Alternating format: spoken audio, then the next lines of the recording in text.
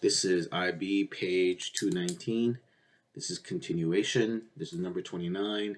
The problems look like this on the paper, right? I've already done 25, 26, and 27 in a previous video. 29 is what I'm working on. I'm going to do 29 and 30 in this video. All right, so we're given that the second derivative is cosine x, and we're given the values for the first derivative and the original function. We need to integrate this. So f prime of x is equal to the integral of f double prime of x dx. And f double prime is cosine x. And the integral of cosine is sine. Right? Easiest way to check to see if you have the correct sign, S-I-G-N, is what's the derivative sign? Derivative sign is positive cosine. As long as you take the derivative of this and you get this back, you've done the integration correctly. And there's a plus c in here. And we're given that f prime of pi is 2. So that means f prime of pi equals sine of pi plus c, and it's got to equal 2. Sine of pi is 0, so c equals 2. So that means f prime of x equals sine x plus 2. And to get our function is the integral of the derivative. So it's going to be the integral of sine x plus 2. So that's going to be negative cosine x plus 2x plus a constant. That's our function. We're going to solve for c. They gave us f of pi equals negative 1.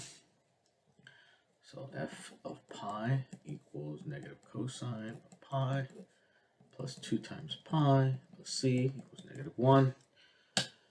Cosine of pi is negative 1. Negative of negative 1 is positive 1. So it's 1 plus 2 pi plus c equals negative 1. So c equals negative 2 minus 2 pi. Right?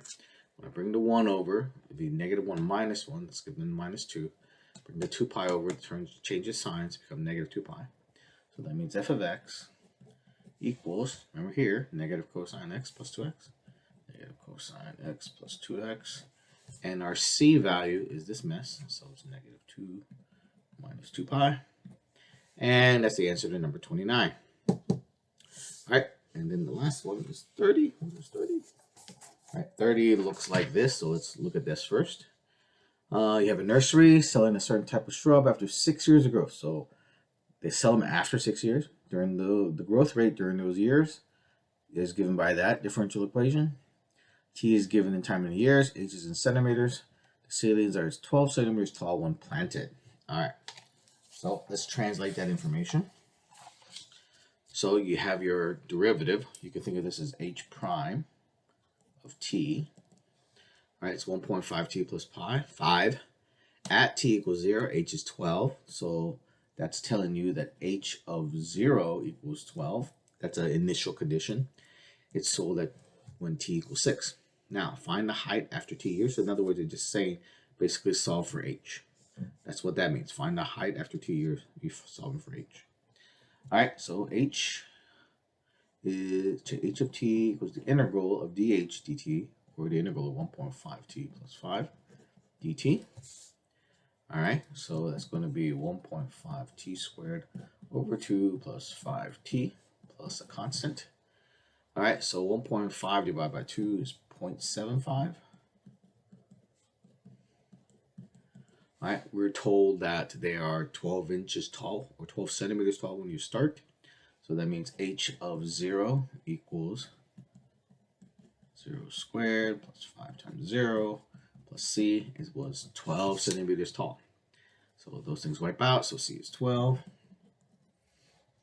So the function is 0.75 t squared plus 5t plus 12.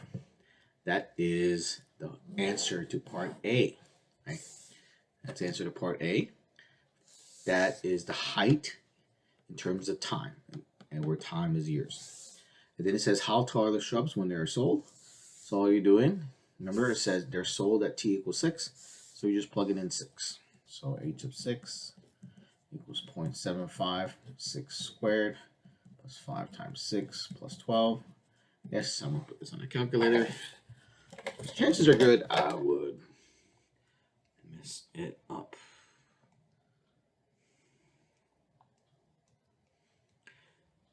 So it's 69 centimeters tall.